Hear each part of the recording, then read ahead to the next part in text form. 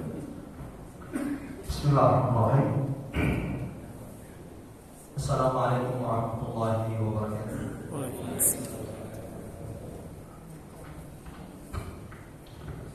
Alhamdulillah. Alhamdulillahilladzi la ilaha illa huwal ahadus samad. Lam yalid wa lam yulad wa lam yakul lahu kufuwan ahad. Alhamdulillah.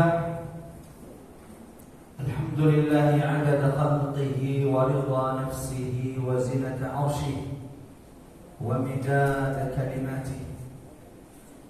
Alhamdulillahi hamdan tayyiban mubarakan fihi mil'us samawati wa mil'ul ardi wa mil'u ma bainahuma.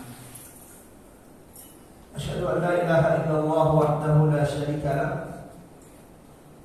wa asyhadu anna Muhammadan abduhu wa rasuluhu al-mab'uts rahmatan lil alamin. Allahumma salli wa sallim ala Muhammad wa ala alihi wa sahabatihi wa man tabi'ahum bi ihsan ila yaumiddin. Amma ba'd. Allahumma anfa'na bil Qur'an, Allahumma anfa'na bil Qur'an, Allahumma 'allimna al-Qur'an. Subhanaka la 'ilma lana illa ma 'allamtana innaka antal 'alimul hakim. Qul inna salati wa nusuki wa mahyaya wa mamati lillahi rabbil alamin. Akhwatal iman, azallahu wa iyyakum ajma'in. Jamaah dirahmati oleh Allah Subhanahu wa taala. Alhamdulillah, kita kembali dipertemukan Allah di majlis tadabbur Quran kita ini, yang insyaallah dengan izin Allah, pertolongan Allah Subhanahu wa taala, kita akan melanjutkan tadabbur surah Al-Falaq, sesi kedua, dan insyaallah ini adalah sesi terakhir. Sebelum kita melanjutkan insyaallah pada pertemuan berikutnya surah Al-Ikhlas, yang kata Nabi sallallahu alaihi wasallam, innaha ta'dilu thulutsal Qur'an.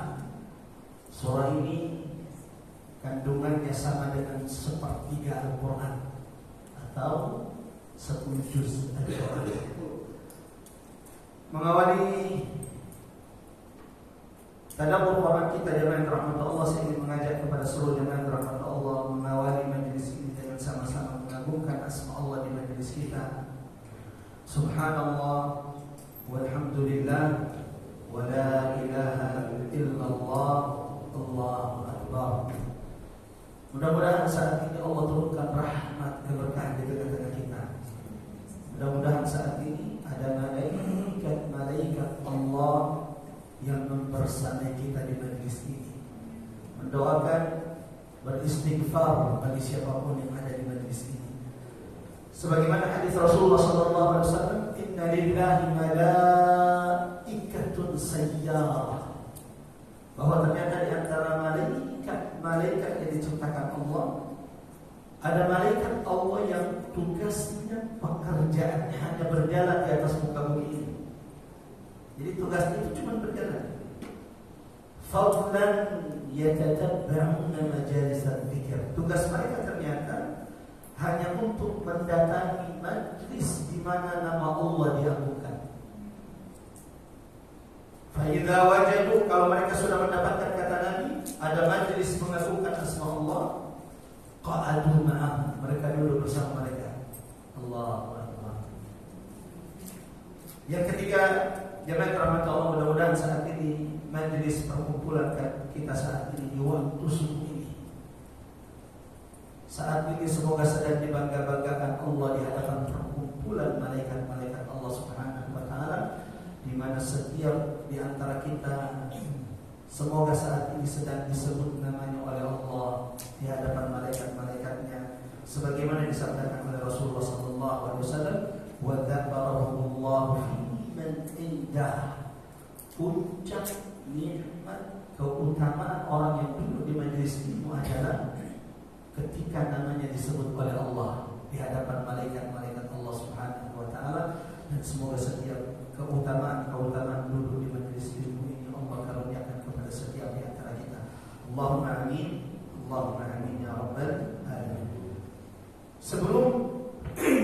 kita memulai sesi kedua dari tadabbur surah Al-Falaq, dan insyaallah di sesi kedua ini kita akan memetik ibrah, pelajaran, durus, tazkirah, peringatan dari surah ini. Berikut insyaallah mudah-mudahan kita juga bisa memetik hidayah, petunjuk yang bisa kita amalkan dari surah yang saya kira sering kita baca. Bahkan kalau di salat sunnah kita mungkin surah ini juga menjadi salah satu surah favorit ya. 3 kul ini Masya Allah adalah surah yang paling sering kita baca. Qul huwallahu ahad, qul a'udzu birabbil falaq, dan qul a'udzu birabbin nas. Sebelum kita mulai, saya ingin sama-sama mengajak kepada seluruh jamaah dirahmati Allah, sama-sama kita membaca surah Al-Falaq. Mudah-mudahan setiap huruf yang kita baca ini menjadi sebab Allah memulihkan hati-hati kita semuanya. Mudah-mudahan bacaan Quran kita saat ini menjadi penyembuh siapapun di antara kita yang mungkin saat ini sedang diuji oleh Allah dengan penyakit. Dan mudah-mudahan bacaan Quran kita ini menjadi pemberat timbangan amal kita kelak di sisi Allah Subhanahu wa taala. Silakan ikuti bacaan saya setelah saya baca. A'udzu billahi minasy syaithanir rajim.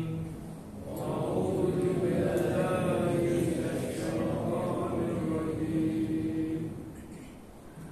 Bismillahirrahmanirrahim. Bismillahirrahmanirrahim. Qul a'udzu birabbil falaq.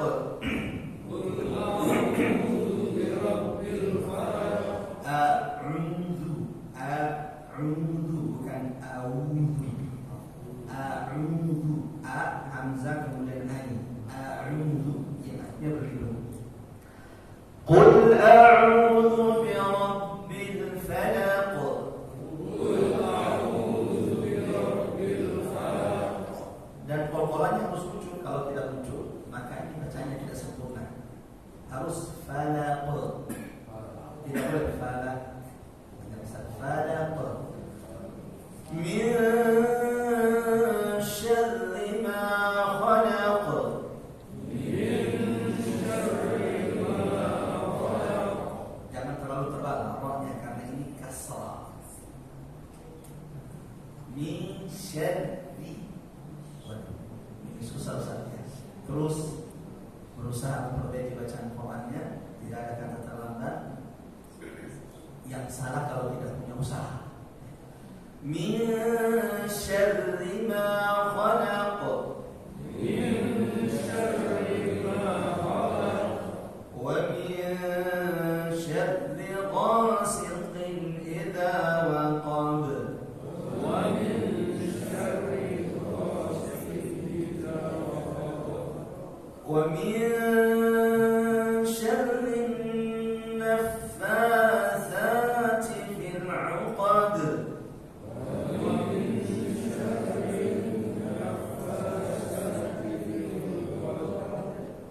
ومن شر حاسد إذا حسد.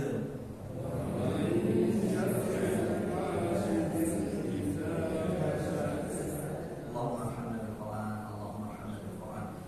قل أعوذ برب الفلق.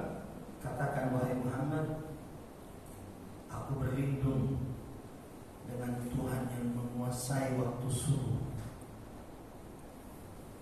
Min syarri ma khalaq. Berlindung dari apa? Katakan wahai Muhammad, aku berlindung kepada Tuhan yang menguasai waktu subuh dan kejahatan seluruh makhluk.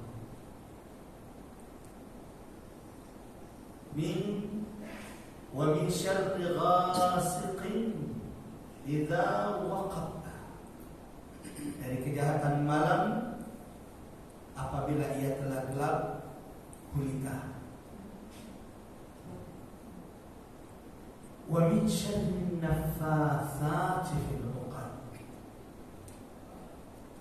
dan dari kejahatan wanita-wanita penyihir. Kenapa wanita? Dari kejahatan wanita-wanita penyihir fil uqad, yang meniupkan pada buhul-buhul. Wa min syarri hasidin idza hasad, dan dari kejahatan orang-orang yang hasad apabila mereka iri dan dengki. Di pertemuan sebelumnya jamaah rahmatullah ikhwatal iman sallallahu alaihi wasallam, baik itu di tadabbur surah An-Nas yang alhamdulillah sudah kita selesaikan, lalu kemudian tadabbur surah Al-Falaq di pertemuan pertama, sesi pertama, bagian pertama surah Al-Falaq, kita sudah menjelaskan, menegaskan bagaimana dua surah ini dinamai dengan Al-Mu'awwidhataini. Nah, mudah-mudahan masih ingat istilahnya. Apa istilahnya? Al-Mu'awwidhataini. Dua surah perlindungan. Dinamai dengan dua surah perlindungan karena surah ini diawali dengan meminta perlindungan kepada Allah. Dua surah ini diawali dengan kata-kata Qul a'udhu, baik itu Qul a'udhu birabbil falaq atau kemudian Qul a'udhu birabbin nas. Sebagaimana dua surah ini jamaah rahmat Allah, Qul a'udhu birabbil falaq, Qul a'udhu birabbin nas, yang kata ulama sebagian mengatakan ini adalah surah Makkiyah diturunkan di Mekah. Sebagaimana ulama mengatakan tidak, melihat dari sabab nuzul, sebab turun surah ini adalah Madaniyah, karena Nabi itu disihir oleh si Yahudi. Di mana? Bukan di Mekah. Di Mekah ada Yahudi. Yahudi itu ada di mana? Madinah. Maka kalau dilihat dari sebab turunnya surah ini, dia adalah Madaniyah atau surah yang menjadi kategori Madaniyah. Namun ada yang masya Allah menarik perkataan ulama, ini bisa juga berarti bahwa surah ini dua surah ini dua kali diturunkan Allah. Diturunkan Allah di Mekah, sebagaimana dua surah ini juga diturunkan Allah kembali kepada Rasulnya, Nabi-Nya Muhammad sallallahu alaihi wasallam ketika Nabi di Madinah. Kata sahabat, Nabi itu sebelum turunnya surah ini, sebelum turun surah Al-Falaq dan surah An-Nas, kebiasaan Nabi Muhammad sallallahu alaihi wasallam adalah memohon perlindungan dari segala sesuatu, dan itu disebut satu-satu oleh Nabi. Allahumma inni a'udzubika, ya Allah aku berlindung darimu dari hutang, berlindung dari ini, berlindung dari... disebut satu-satu. Tapi ketika surah ini turun, maka Nabi cukup membaca dua surah ini. Itu menunjukkan bahwa siapapun yang berlindung kepada Allah dan yang membaca dua surah ini, surah Al-Falaq dan surah An-Nas, dan itu dianjurkan, diperintahkan Nabi. Qul huwallahu ahad. Barang siapa di pagi hari membaca Qul huwallahu ahad ditambah dengan Mu'awwidhatain Al-Falaq dan An-Nas, sebagaimana dia baca di sore hari Qul huwallahu ahad ditambah dengan Al-Falaq dan An-Nas, kata Nabi sallallahu alaihi wasallam, Allah akan menjaga, melindunginya dari segala bentuk kejahatan dan keburukan.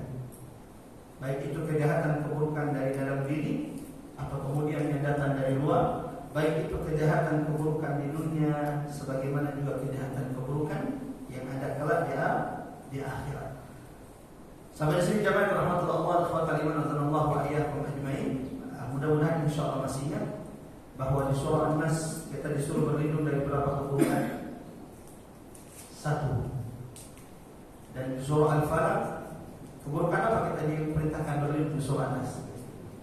Dari kejahatan, keburukan al-waswas al-khannas, bisikan yang sangat kesumun. Sementara di surah Al-Falaq, jamaah rahmat Allah, Allah perintahkan kita berlindung dari 4 kejahatan. Mohon diingat baik-baik. Kenapa Allah sebutkan 4 kejahatan ini? Apakah memang kejahatan keburukan itu cuma 4? Kalau ditanya kejahatan keburukan di sekitar kita cuma 4 atau banyak? Ada banyak. Tapi kenapa 3 atau 4 ini yang disebutkan? Itu menunjukkan bahwa ini yang paling banyak merusak manusia. Nah, kita akan lihat apa yang paling banyak merusak manusia kalau begitu. Yang pertama jemaah rahmat Allah, kami dirahmati oleh Allah. Allah perintahkan kita berlindung dari kejahatan makhluk. Min syarri ma khalaq. Yang kedua, Allah perintahkan kita berlindung dari kejahatan malam. Yang ketiga, Allah perintahkan kita berlindung dari kejahatan wanita-wanita penyihir. Yang keempat, Allah perintahkan kepada Nabi-Nya Muhammad dan umat Rasulullah SAW untuk berlindung dari kejahatan hasad, orang-orang yang iri dan dengki. Kita langsung jemaah rahmat Allah mengambil beberapa pelajaran dari surah Al-Falaq, hidayah yang semoga Allah mampukan kita mengamalkannya dalam kehidupan kita sehari-hari. Karena penjelasan surah ini alhamdulillah sudah kita jelaskan di pertemuan sebelumnya, bagian pertama surah Al-Falaq. Bagi jemaah rahmat Allah yang belum mengikuti kajian sebelumnya, saya kirim masya Allah ringkasannya. Sebagaimana saya kira ada rekaman dari majelis kajian tadabbur Quran kita ini setiap Jumat kedua setiap bulannya. Di antara hidayah, petunjuk, pelajaran yang bisa kita petik dari surah Al-Falaq, Qul a'udzu birabbil falaq min syarri ma khalaq. Hidayah tadabbur pertama dari surah ini jemaah dirahmati Allah. Surah Al-Falaq tazkirah, menjadi pengingat, peringatan bagi umat Nabi Muhammad SAW. Surah ini menjadi pengingat bagi kita untuk senantiasa memohon perlindungan hanya kepada Allah Subhanahu wa taala. Sebagaimana di surah An-Nas, Qul a'udzu, katakan wahai Muhammad aku berlindung. Di surah Al-Falaq, Qul, katakan wahai Muhammad a'udzu birabbil falaq. Kata ulama, ini menunjukkan pentingnya memohon perlindungan kepada Allah Subhanahu wa taala. Kenapa? Manusia itu lemah jika ia tidak dijaga dan dilindungi oleh Allah Subhanahu wa taala. Jangankan kita jemaah rahmat Allah, bahkan sahabat yang dididik langsung oleh Rasulullah sallallahu alaihi wasallam, sebagaimana yang sampai kisah riwayat mereka kepada kita semuanya, yang dididik saja oleh Nabi sallallahu alaihi wasallam, yang ikut pengajiannya Nabi, yang ikut tarbiyah Rasulullah sallallahu alaihi wasallam masih bisa tergelincir. Pernah dengar kisah seorang sahabat yang bernama Ubaidillah bin Jahash? Siapa itu Ubaidillah bin Jahash? Saudara dari istri Nabi Zainab bintu Jahash. Jadi di antara ummahatul mukminin, di antara istri Nabi itu ada namanya Zainab bintu Jahash. Ibunda Aisyah pernah ditanya oleh seorang tabi'in, ya ummul mukminin, dari semua istri Nabi yang mana yang menjadi saingan terberat? Ibunda Aisyah menyebut dua nama. Dari 11 istri Nabi, jelas ini di luar Ibunda Khadijah. Ibunda Khadijah tak tergantikan dalam diri Rasulullah SAW.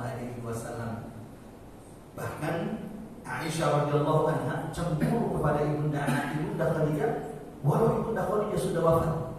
Kenapa? Nabi kalau sudah masuk di kamarnya Aisyah radhiyallahu anha, Nabi akan sering menyebut Khadijah radhiyallahu anha. Jadi saingan dimaksud di sini adalah selain Ibunda Khadijah. Kata Ibunda Aisyah radhiyallahu anha, ada dua yang menjadi saingan terberatku. Yang pertama adalah Zainab bintu Jahash. Yang kedua adalah Ummu Salamah radhiyallahu anha. Nah, kembali, ada seorang sahabat, tadinya sahabat, namanya Ubaidullah ibn Jahash. As-sabiqun al-awwalun, di antara orang-orang yang pertama-tama menyambut seruan dakwah Rasulullah sallallahu alaihi wasallam. Bahkan ketika kemudian siksaan orang-orang kafir Quraisy itu semakin bertambah kepada sahabat Nabi, Nabi memerintahkan sahabatnya hijrah ke Habasyah. Ini adalah hijrah pertama. Di antara yang hijrah ke Habasyah, Ubaidullah bin Jahash. Apa yang terjadi? Sesampai di Habasyah, Ethiopia, Maka mulailah kemudian dia tergiur dengan iming-iming orang-orang Nasrani di sana. Kalau dia mau masuk agama mereka, mulailah kemudian mencoba khamar sampai akhirnya murtad meninggalkan agama Allah. Ini sahabat. Maka jangan pernah ujuk dengan diri kita, jangan amanlah saya tidak. Lah, kalau bukan Allah yang menjaga, melindungi kita, meneguhkan kita, kita ini mudah untuk tergelincir. Maka Allah ingatkan kita di surah ini, sering-sering memohon perlindungan kepada Allah, agar kita tidak termasuk orang-orang yang kemudian tergelincir di tengah-tengah jalan Allah Subhanahu wa taala. Caranya bagaimana berlindung, Ustaz? Membaca tiga surah ini, Qul huwallahu ahad. Yang kedua, Qul a'udzu birabbil falaq. Yang ketiga, Qul a'udzu birabbin nas. Kapan dibacanya? Pagi hari. Yang kedua, di malam hari. Sebagaimana jamaah rahmat Allah, kata ulama, di antara bentuk perlindungan yang diajarkan Nabi sallallahu alaihi wasallam kepada kita, tidaklah seseorang keluar dari rumahnya kecuali sebaiknya dia memohon perlindungan kepada Allah. Karena bisa jadi di rumahnya, saya tidak akan mungkin bisa disogok, tapi ketika uang itu sudah di depan matanya, nominalnya sudah di depan matanya, kalau bukan Allah yang menjaga, melindungi dia, bisa jadi dia kemudian dengan mudah menandatanganinya. Kata Nabi SAW, man kharaja min baiti, barang siapa yang keluar dari rumahnya lalu dia membaca zikir ini, Bismillah tawakkaltu 'ala Allah la haula wa la quwwata illa billah. Semua kita menghafalnya. Bismillah tawakkaltu 'ala Allah la haula wa la quwwata illa billah. Ada 3 lapis malaikat Allah dikirimkan untuk menjaganya. Ya Rabb, Bismillah tawakkaltu 'ala Allah la haula wa la quwwata illa billah. Malaikat pertama akan berkata kepadanya, engkau sudah dijaga oleh Tuhan. Hanya dengan doa yang singkat ini. Kemudian barisan lapis kedua malaikat akan berkata, wa kufi, hari ini Allah cukupkan kebutuhan. Allahu Akbar. Engkau sudah dijaga, engkau sudah dicukupi oleh Allah. Kemudian lapis ketiga malaikat Allah akan berkata, wa tanaha anka syayatin, dengan zikir, dengan doa yang kau baca saat ini, syaitan akan menjauh darimu. Allahu Akbar. Tinggal kemudian apakah kita kemudian mengamalkan doa ini atau tidak? Apakah kita kemudian senantiasa memohon perlindungan kepada Allah Subhanahu wa taala atau tidak? Ini pelajaran pertama. Sebagaimana di surah An-Nas, bahwa surah ini Al-Falaq dan surah An-Nas mengingatkan umat Nabi Muhammad sallallahu alaihi wasallam untuk senantiasa memohon perlindungan, penjagaan Allah Subhanahu wa taala. Yang kedua, jamaah Allah, pelajaran mujarad tadabbur, hidayah yang bisa kita petik dari surah Al-Falaq, Qul a'udzu birabbil falaq min syarri ma khalaq, sampai seterusnya. Surah ini juga menunjukkan, mengisyaratkan keutamaan waktu subuh. Allahu Akbar. Allahumma lakal hamdu ya Allah, yang telah menghidupkan kita setelah matinya kita. Allahu Akbar. Tersenyumlah dengan rahmat Allah jika Allah sudah meringankan untukmu salat subuh. Ya, tersenyumlah. Sebagaimana, mari perhatikan keluarga kita. Kalau suaminya masih susah sholat subuh, apa yang membuatmu merasa aman? Kalau istrimu masih sulit untuk sholat subuh, wahai para suami, apa yang membuatmu merasa aman? Sebagaimana saya ingin mengingatkan, jadi saya mengingatkan semua jemaah yang dirahmati Allah, perhatikan anak-anak. Jangan sampai dikhawatirkan adalah anak kita belum punya pekerjaan, Tapi anak kita yang tidak rukuk, tidak sujud di hadapan Allah kita anggap biasa. La haula wala quwwata illa billah. Ada orang-orang yang Allah sebutkan dalam Quran surah At-Tur. Walladzina amanu, orang-orang yang beriman, wattaba'athum dzurriyyatuhum bil iman, dan keturunan mereka mengikuti mereka di atas iman. Artinya bukan cuma mereka yang beriman, tapi juga keturunan mereka. Nah, ini yang perlu kita ingatkan kepada kaum muslimin. Berapa banyak kaum muslimin Allahu Akbar, bapak ibunya sudah istiqomah di masjid. Orang sudah mengatakan sudah isi masjid, tapi anak belum rukuk, belum sujud, sementara dia tidak khawatir. Tidakkah kita mengharapkan, menginginkan agar kita kelak dikumpulkan Allah di surganya sekeluarga? Ingin atau tidak? Oh, inginlah Ustaz. Tinggal apakah syarat itu kita lakukan? Dalam surah At-Tur Allah berfirman, walladzina amanu, orang-orang yang beriman. Tapi bukan cuma mereka, wattaba'athum dzurriyyatuhum, anak-anak mereka juga mengikuti orang tuanya, mengikuti bapaknya, mengikuti ibunya. Apa janji Allah? Alhaqna bihim, kami kumpulkan mereka dengan keturunannya. Nah, sebelum saya lanjut, saya berdoa kepada Allah, mudah-mudahan setiap di antara kita telah dikumpulkan dengan keturunannya di surga. Amin. Ya Rabbal. Tinggal lihat apakah kita kemudian termasuk di antaranya. Wa aqbala ba'duhum 'ala ba'din yatasaalun.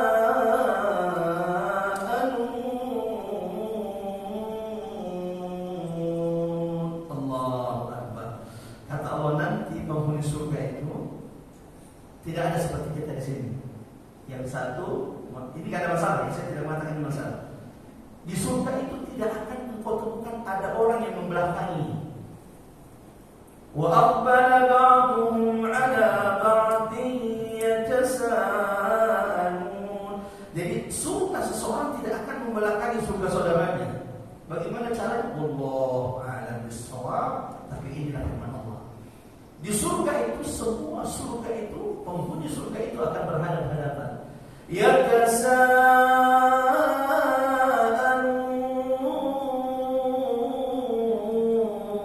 Mereka saling bertanya, Mbak, kok bisa masuk surga sekeluarga? Masya Allah, ini tetangga kami dulu di dunia. Apa rahasianya masuk surga sekeluarga? Allah sebutkan di surah ini, jangan rahmat Allah. Ternyata rahasia hamba Allah yang telah dimasukkan Allah ke dalam surga sekeluarga itu sama. Jadi ketika mereka saling bertanya, yatasaalun, satu sama lainnya menanyakan, apa rahasianya bisa masuk surga sekeluarga? Jawabannya sama. Apa jawabannya? Inna kunna qablu fi ahlina musyfiqin. Rahasianya adalah kami dulu di dunia saling mengingatkan untuk takut kepada Allah di tengah keluarga kami. Jangan mata Allah. Bapak-bapak, ibu-ibu, sudahkah kita saling mengingatkan untuk takut kepada Allah di tengah rumah tangga kita? Jika iya, mudah-mudahan insya Allah keluarga kita kelak yang dimasukkan Allah ke dalam surga sekeluarga. Nah, salah satu muhasabah, pengingat bagi kita, ukur dirimu dengan salat subuh. Qul a'udzu birabbil falaq, berlindunglah engkau wahai Muhammad kepada Tuhan yang menguasai waktu subuh. Ada apa dengan subuh? Rasulullah SAW jamaah rahmatullah tadi saya mengatakan bahwa kalau sudah mendapati diri kita menjaga sholat subuh, tersenyumlah, berbahagialah. Itu berarti Allah menjauhkanmu dari kemunafikan. Karena dalam hadis Nabi SAW mengatakan, asqalus salawat 'ala al-munafiqin. Salat yang paling berat dilakukan orang munafik. Artinya, kalau ini tidak berat bagi kita, Allah telah menjauhkan dari kemunafikan. Tapi kalau masih berat, berdoalah kepada Allah agar Allah memilih kita didekatkan di waktu subuh, waktu di mana manusia paling banyak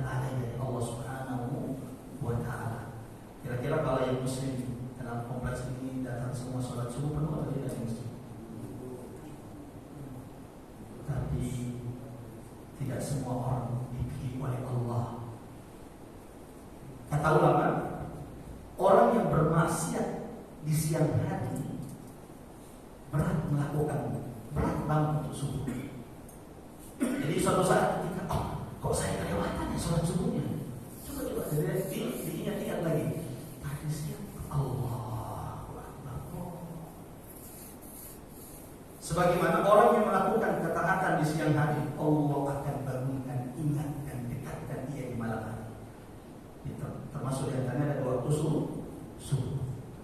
Nabi mengatakan asfalus shalawat alal munafiqin, salat yang paling berat ditegakkan, didirikan orang-orang munafik adalah salat subuh. Allahu Akbar. Sebagaimana jemaah rahmat Allah, salah satu keutamaan orang yang sudah menjaga salat subuhnya adalah Allah akan sempurnakan cahayanya nanti pada hari kiamat. Allahu Akbar. Setiap umat Nabi Muhammad akan memiliki tanda pada hari kiamat. Apa tanda umat Nabi Muhammad? Setiap umat Nabi itu memiliki tanda putih di kepalanya, bekas-bekas wudhu salatnya di dunia.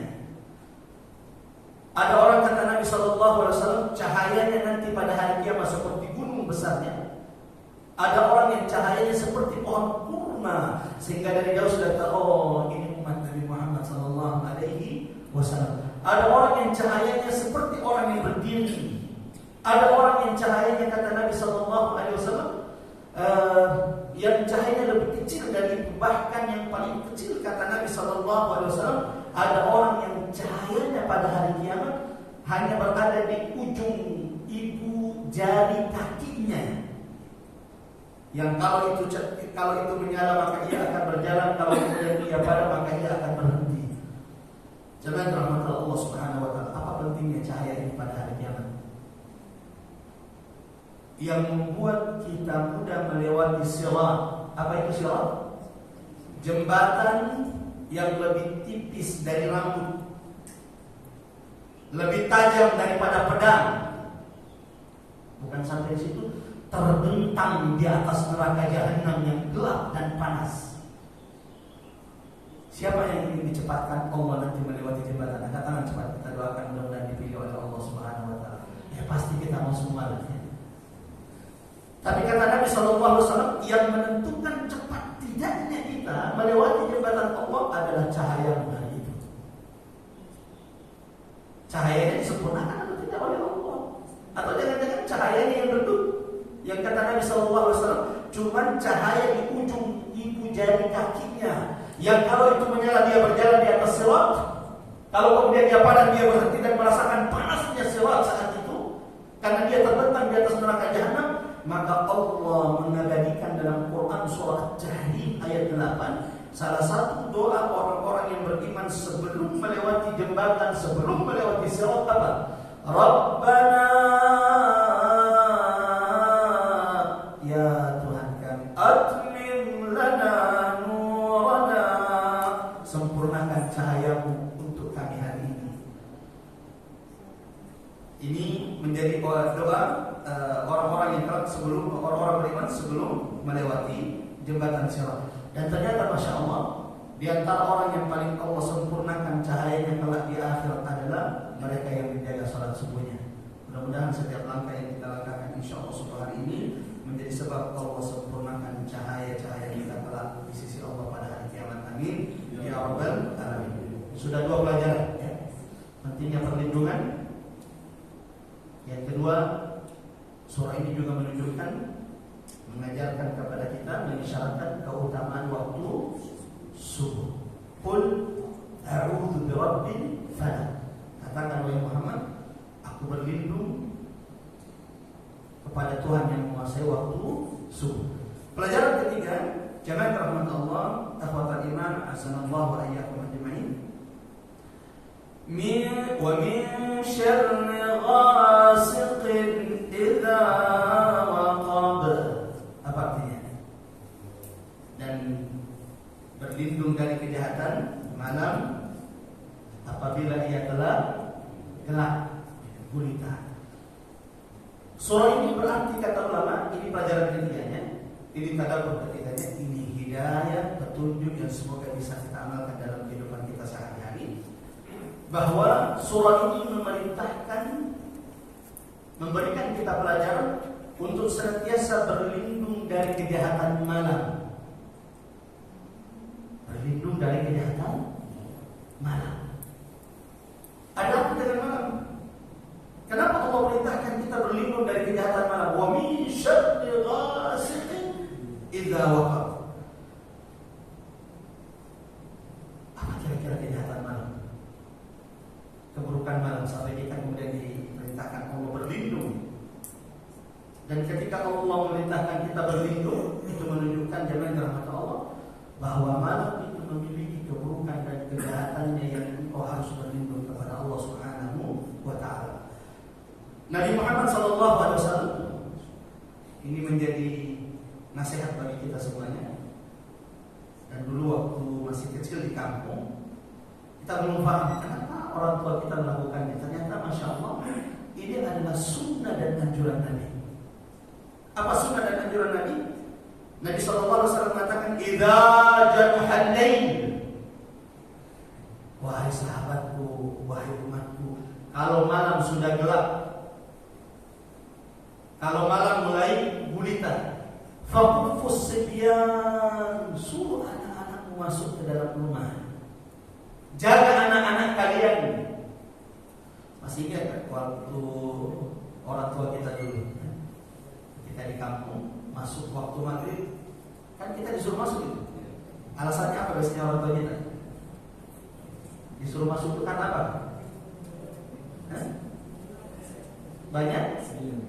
Banyak setan.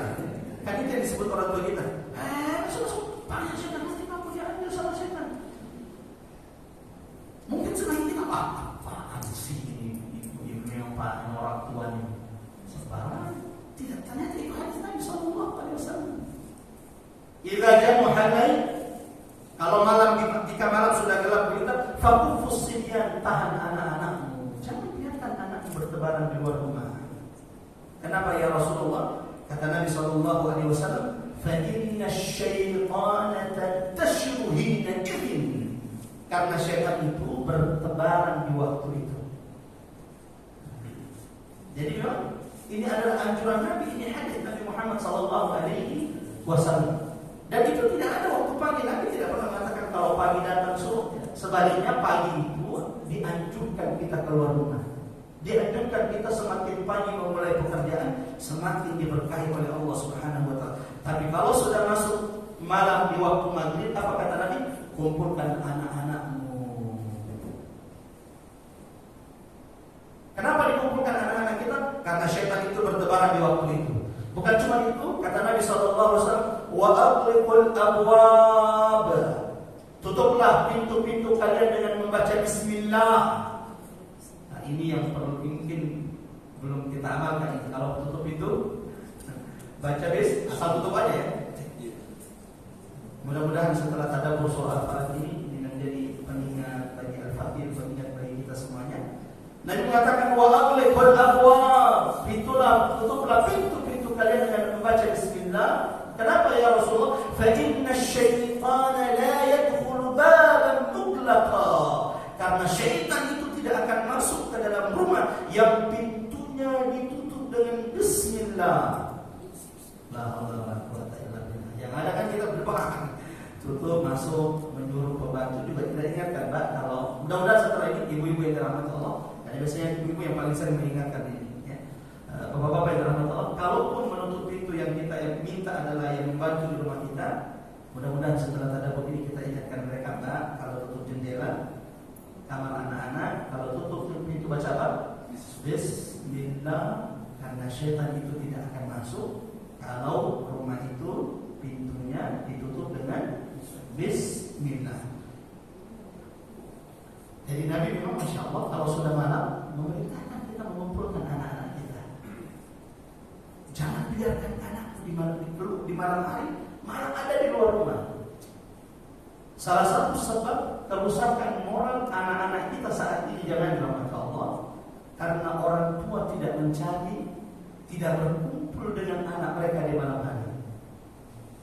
Merasa tenang anak-anaknya ada di luar, dibawa sama temannya. Nanti setelah rusak anaknya, baru kemudian datang, mohon doakan. Engkau yang telah membiarkan syaitan meruntuhkan benteng anak-anak. Kenapa? Ia membiarkan mereka keluar. Nabi sudah ingatkan. Sebagaimana Allah sudah ingatkan dalam Al-Quran.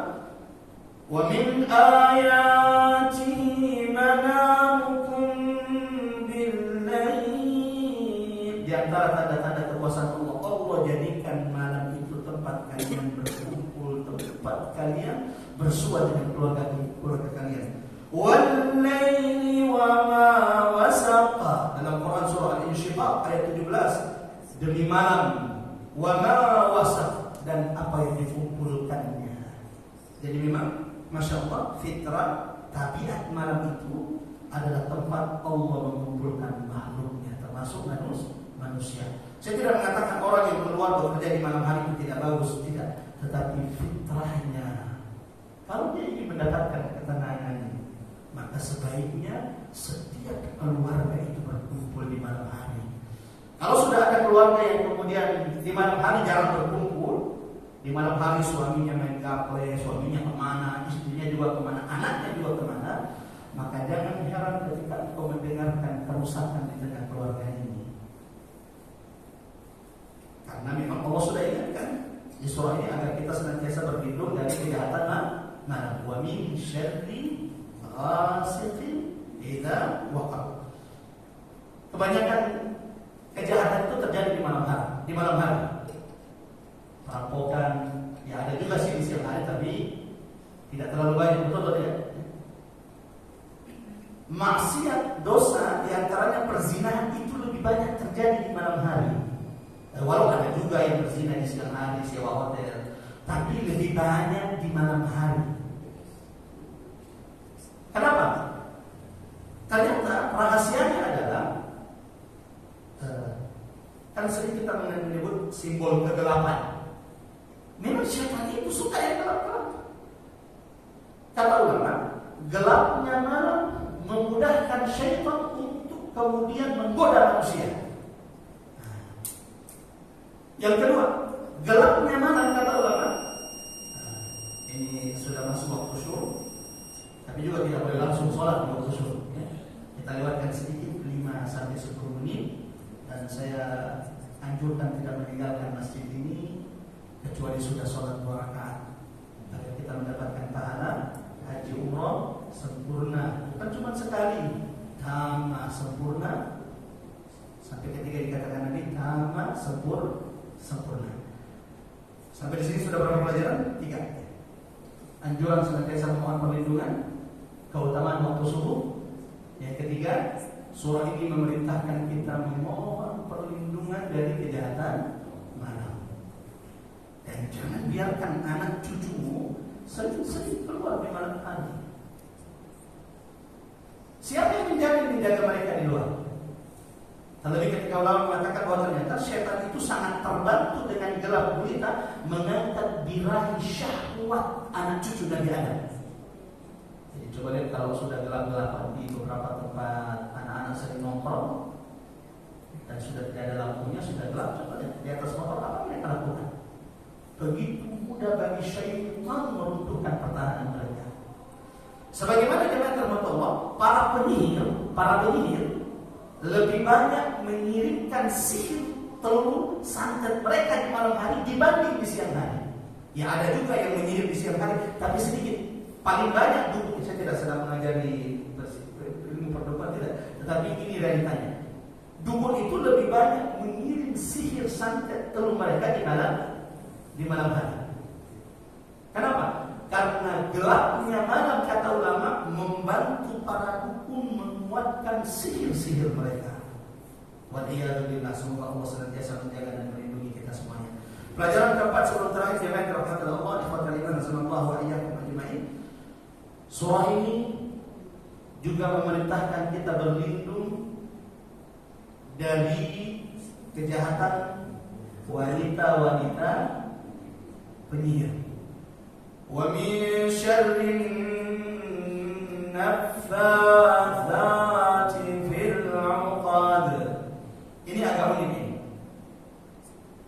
Biasanya ayat itu yang disebut laki-laki mewakili perempuan.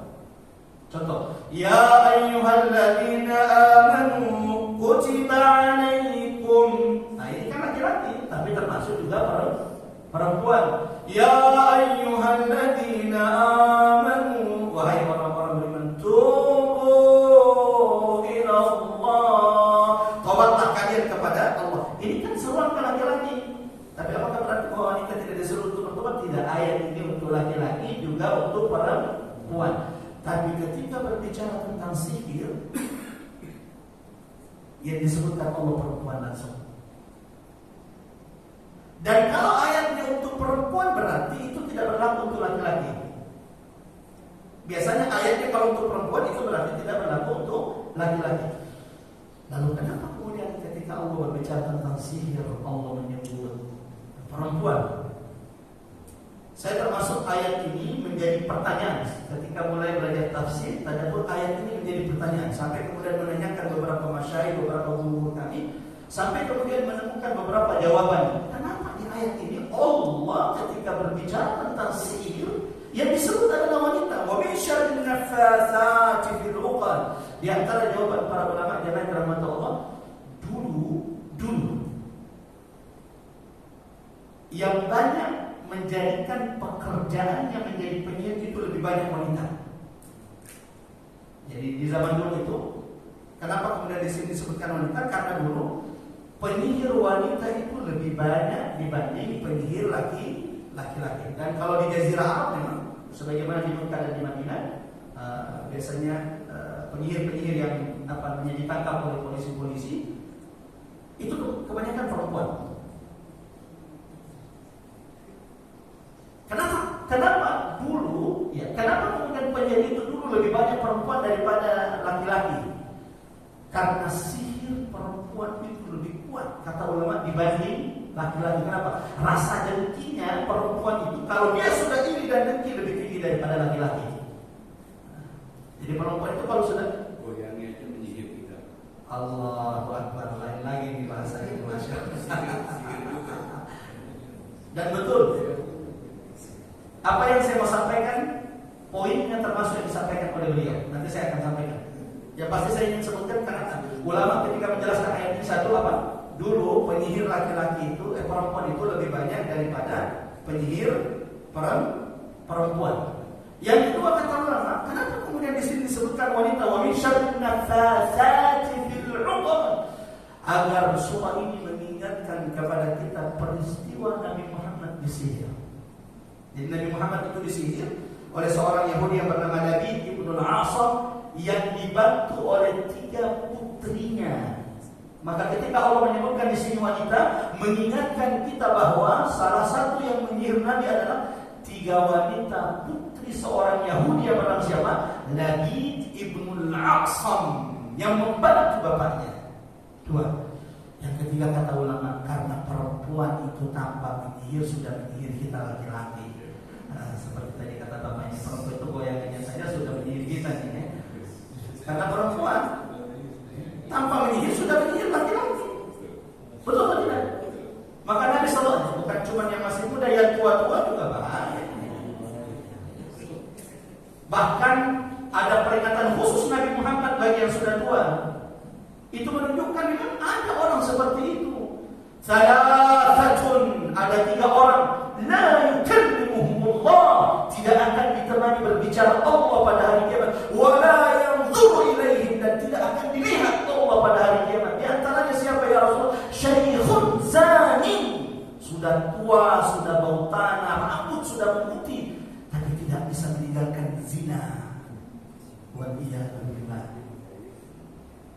Kenapa orang kalau sudah berzina susah meninggalkan zina? Karena yang halal sudah tidak enak. Syaitan memberikan rasa nikmat yang tidak ditemukan pada yang halal, dia temukan nanti di haram. Bahkan Nabi maaf sekali, kalau bahasanya agak berlebihan, Nabi mengatakan di kemaluan wanita berzina itu ada jin yang memang membuat orang yang berzina itu merasakan sensasi yang beda ketika dia mendatangi yang halal, karena sudah dibuat buruk oleh syaitan. Kecuali mereka segera bertobat kepada Allah Subhanahu wa Ta'ala. Dan ini pentingnya memohon perlindungan untuk diri kita untuk keluarga kita, untuk pasangan-pasangan kita. Allahumma amin. Semoga Allah menjaga kita semuanya. Ya Rabbal Alamin. Terakhir, sudah berapa pelajaran? 4. Yang terakhir tadi kita diperintahkan memohon perlindungan dari kejahatan wanita penyihir. Kenapa wanita penyihir? Dulu penyihir wanita itu lebih banyak jumlahnya. Mengingatkan kita kepada peristiwa di sini Nabi yang ketika kata ulama wanita itu tanpa menyihir sudah menyihir laki-laki. Maka Nabi mengatakan, kalian wahai laki-laki berjalan di belakang singa ahwan, lebih ringan dibanding berjalan di belakang wanita. Itu hadis Nabi itu. Seorang bapak-bapak laki-laki berjalan di belakang singa lebih ringan bagi dia ketimbang berjalan di belakang wanita. Kenapa? Kalau dia jalan di belakang singa pasti berzikir, ya Allah, jangan sampai balik. Allah pun kata Ustaz ini perlindungan ini pun Allah habis itu ayat kursi Allah la ilaha illallah baca semua zikir. Dan kalau dia berjalan di belakang wanita, jalannya lenggok pula ya, seperti apa namanya ya, sudah tidak usah saya bahas ya. Apa yang muncul di pikirannya? Ya sudah, tiba-tiba siapa menemukan jalan untuk membuat dia bermaksiat, maka Nabi mengatakan, kalau kau melihat perempuan lalu muncul dalam dirimu sesuatu, pulang cepat ke rumah wahai laki-laki, karena di sana ada obatnya. Jangan ke hotel, jangan ke tempat lain kemudian mencari obat lain yang diharapkan Allah Subhanahu wa Ta'ala. Sebagaimana ini peringatan bagi wanita, jangan menjadi sebab orang bermaksiat.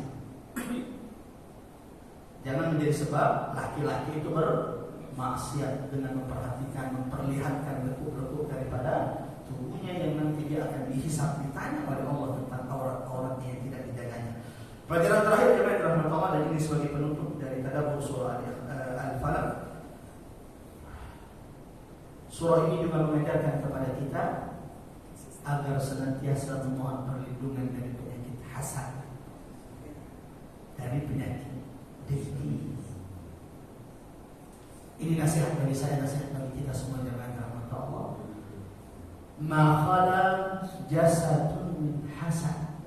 Kata ulama, hampir-hampir saja tidak ada orang yang tidak ada hasad dalam dirinya. Bahayanya hasad ini, hampir semua orang terjangkit hasad, bahkan yang sudah ikut pengajian. Hasad dengan majelis yang lain, bahkan di kalangan orang berilmu, hasad sesama orang berilmu. Di antara tetangga, hasad dengan tetangganya. Ya Allah, rezeki kita tidak akan pernah diambil oleh saudara kita sebagaimana rezeki yang Allah sudah catatkan untuk saudaramu, demi Allah tidak akan pernah ambil. Ya tapi namanya manusia, ini salah satu penyakit yang paling banyak merusak manusia, penyakit hasad. Bahkan ulama mengatakan awwalu ma'asiyatin, maksiat pertama yang dilakukan di langit itu hasad. Dosa pertama yang terjadi di langit itu hasad. Ini menunjukkan bahayanya hasad. Dosa pertama kali terjadi di langit yang dimaksiatkan kepada Allah adalah hasad. Hasadnya siapa? Hasadnya iblis kepada Adam ketika dia mengatakan ana khairun minhu khalaqtani min nar. Ya Allah, bagaimana saya mau sujud dengan dia? Ada lebih baik dari Adam. Saya kau menciptakan aku dari api, ada dari Adam. Nah, sampai kemudian dia menolak mengikuti perintah Allah. Dosa pertama karena hasad.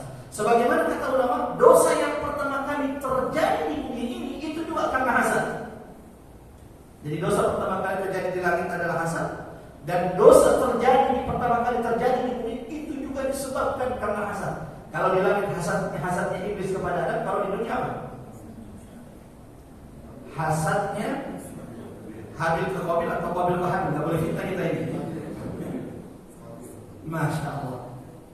Hasadnya Qabil kepada saudara kandungnya sendiri. Ini anak Nabi. Saya ingin mengingatkan wahai para orang tua, adillah terhadap anak-anak kita. Jangan merusak anak-anakmu dengan tidak berbuat adil kepada mereka. Karena itu akan membuat mereka hasad satu sama lainnya. Nabi Adam saja yang adil masih hasad anaknya.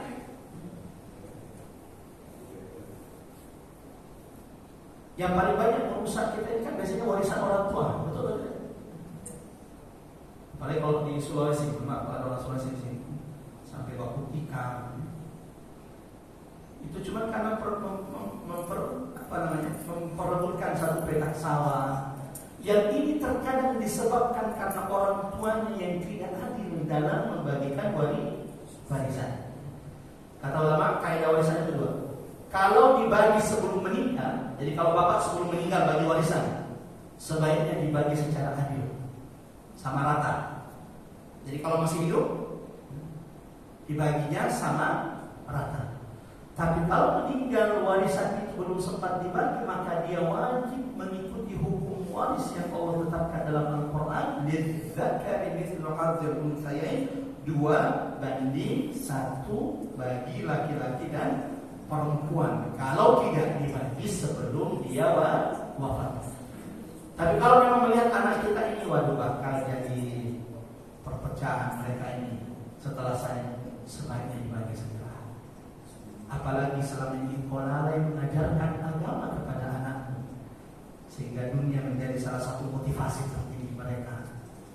Ketika dunia, warisan orang tua lebih penting daripada sekedar persaudaraan, ukhuwah yang sudah ditinggalkan oleh orang tuanya. Ini menjadi pengingat bagi kita. Sebagaimana jalan rahmat Allah, Rasulullah SAW mengingatkan kita, salah satu yang menghabiskan pahala kita adalah hasad. Sudah capek-capek sholat, duduk di majelis ilmu sekitar 1 jam, keluar dari masjid tiba-tiba muncul hasadnya. Kebaikan yang baru saja dilakukan tiba-tiba diruntuhkan, dihanguskan oleh hasadnya. Maka Nabi mengingatkan kita, iyyakum wal hasad, hati-hati wahai umatku dari penyakit hasad. Kenapa ya Rasul? Fa innal hasada, karena setiap hasadmu itu ta'kulul hasanat, akan menghanguskan kebaikan-kebaikan yang sudah kau berlelah-lelah membuatnya. Wal iyadu billah. Nah, caranya bagaimana Ustaz agar kita terlindung dari hasad?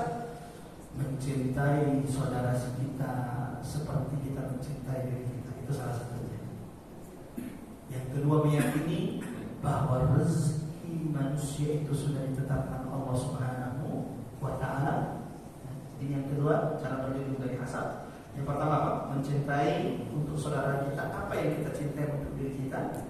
Yang kedua, memahami bahwa rezeki orang itu sudah dicatat oleh Allah. Tetanggamu yang bisa beli begini, itu memang rezekinya. Sebagaimana Allah juga sudah menetapkan rezekimu untukmu. Yang ketiga, sering-sering berlindung dari penyakit hasad. Caranya dengan membaca surah Al-Falaq. Qul a'udzu birabbil falaq min syarri ma khalaq wa min syarri ghasiqin idza waqab wa min syarri nafatsati fil 'uqad wa min syarri hasidin idza hasad. Mudah-mudahan Allah lindungi kita, Allah jaga kita dari segala bentuk keburukan dan kejahatan. Allahumma amin. Mudah-mudahan Allah istiqamahkan kita jalan rahmat Allah. Allah tutup hidup kita dengan husnul khatimah. Akhir ucapan kita adalah la ilaha illallah. Dan mudah-mudahan ketika kita berdiri meninggalkan majelis ini, kita termasuk orang-orang yang diseru, wahai manusia hamba Allah, berdirilah karena Allah telah mengampunkan dosa-dosa kalian dan telah mempertemukan kalian menjadi kebaikan. Allahumma amin. Kita tutup dengan baca surah Al-Asr. A'udzubillahi minasyaitonir rajim. Bismillahirrahmanirrahim. Wal 'asr innal insana lafi khusr illal ladzina amanu wa 'amilus shalihat wa tawassaw bil haqqi wa tawassaw bis sabr. Mohon maaf tidak ada sesi tanya jawab. Ingat hari ini kepulangan kami insyaallah ke Makassar.